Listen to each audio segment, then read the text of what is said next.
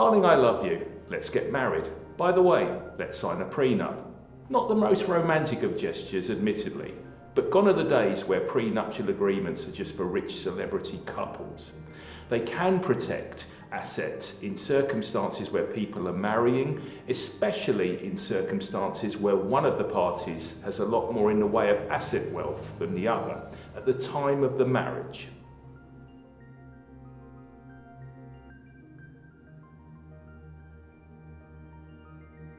Well, unlike some states in America, prenuptial agreements aren't 100% binding on the courts in England. But there's definitely been a change in emphasis. It used to be the case where judges would say, you've got a prenup, well, we'll decide how much weight we think should be attached to it. There's definitely been a change in emphasis. It's more like judges are saying, right, you've got a prenup, well, why does the other side say it's not a valid document then? So there's definitely been a change in emphasis in these circumstances. And what is interesting to note is there's been very little in the way of recent litigation concerning challenging prenuptial agreements, which does suggest that they are standing up to some level of examination.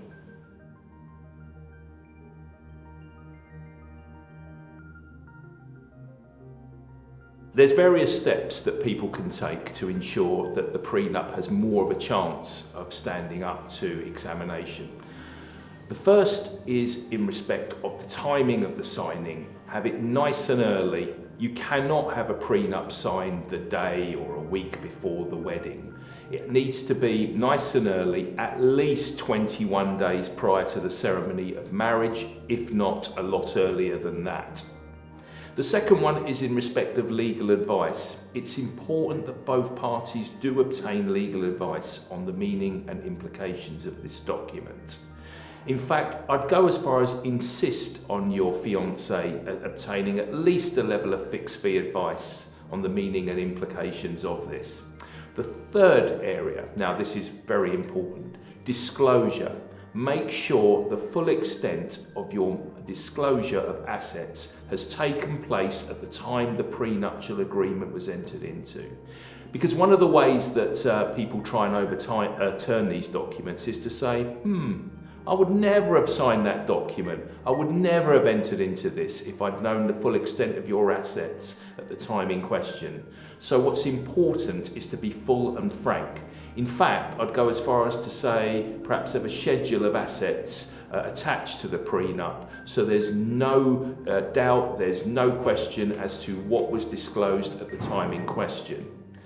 And the last point is to be as specific as possible in terms of the clauses that you draft and in terms of what you're agreeing to. Anything too vague has more of a chance to be successfully challenged than specific clauses that make it clear what you were agreeing to at the time of the agreement.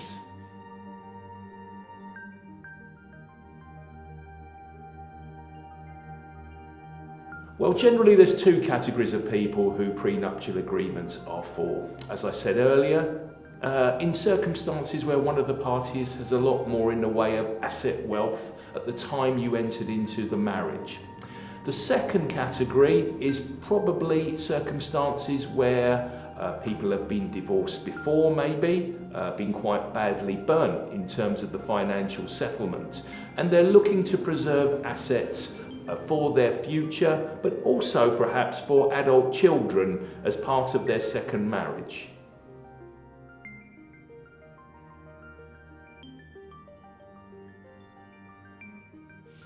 Well, at Bird and Lovibond, we offer a fixed fee interview where I would go through in further detail the procedure and what to look out for on a prenuptial agreement.